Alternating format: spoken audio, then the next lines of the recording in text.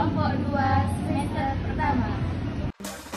Video ini dibuat dengan tujuan menyelesaikan tugas mata kuliah Filsafat Umum dengan dosen pengampu Dr. Ali Hasan Siswanto, S.Phil.I. M.Phil.I. Kami dari kelompok 2 yang beranggota 5 orang yang bekerja sama dalam menyelesaikan materi yang berjudul hermeneutika, ontologi, dan aksiologi.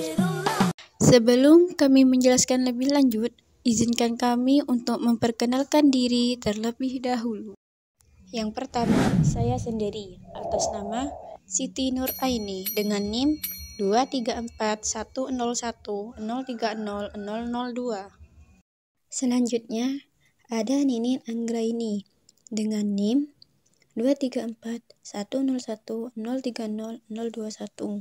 Berikutnya, ada Niken Aulia Ramadhani dengan NIM 2341010300004. Selanjutnya, Wulandari dengan NIM 2321010300115. Dan yang terakhir, Khairul Anwar Desai dengan NIM 2341010300024. Baiklah, kami dari kelompok 2 akan mempresentasikan materi yang berjudul hermeneutika, ontologi, dan aksiologi. Baik, di sini saya akan menjelaskan tentang hermeneutika. Hermeneutika adalah cabang filsafat yang mempelajari tentang interpretasi makna. Nama hermeneutika diambil dari kata kerja dalam bahasa Yunani hermeunein yang berarti menafsirkan, memberi pahaman, atau menerjemahkan. Pendekatan hermeneutika dalam tafsir dapat melalui 3 lapis, yaitu 1. Penafsiran dari dalam teks, 2. Penafsiran dari lingkungan teks, 3. Penafsiran yang melawan teks. Selanjutnya, saya akan menjelaskan tentang ontologi. Ontologi adalah salah satu kajian filsafat yang paling kuno dan berasal dari Yunani. Studi tersebut membahas keberadaan sesuatu yang bersifat konkret. Tokoh Yunani memiliki pandangan bersifat ontologis, dikenal seperti Thales, Plato, dan Aristoteles. Selanjutnya, yaitu materialisme. Materialisme adalah paham dalam filsafat yang menyatakan bahwa hal yang dikatakan benar-benar ada, yaitu adalah materi. Pada dasarnya, semua hal terdiri atas materi dan semua fenomena adalah hasil interaksi material. Materi adalah satu-satunya substansi sebagai teori. Materialisme termasuk paham ontologi monistik. Saya akan menjelaskan tentang historis dan idealisme. Yang pertama, historis. Istilah historis mengacu pada cerita pendek yang mengambil bahan-bahan dari sejarah, baik tokoh maupun masa kejadian serta bahan lainnya.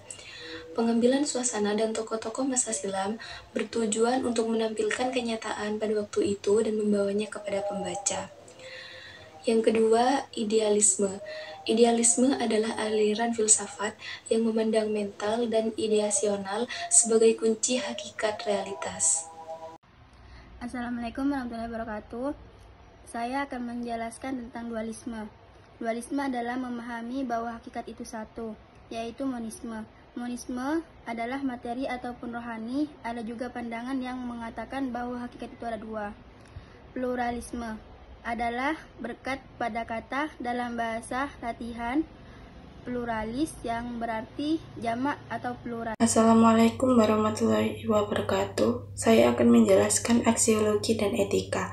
Aksiologi adalah salah satu cabang filsafat yang mempelajari tentang nilai-nilai atau norma-norma terhadap suatu ilmu.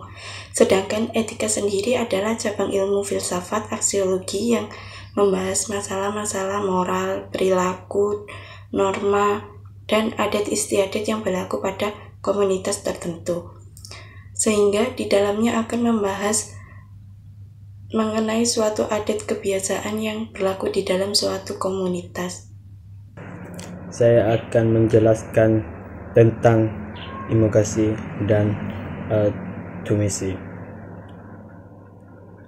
Egoisme merupakan motivasi untuk memperhatikan dan meningkatkan pandangan yang hanya mengunduhkan diri sendiri. Egoisi berarti menempatkan diri di tengah suatu ujian serta tidak peduli dengan pendirian orang lain, termasuk orang yang dicintainya atau yang dianggap sebagai teman dekat.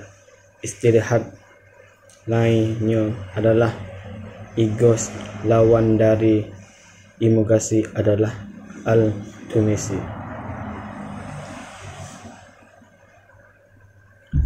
Altruisme adalah perhatian terhadap kesejahteraan orang lain tanpa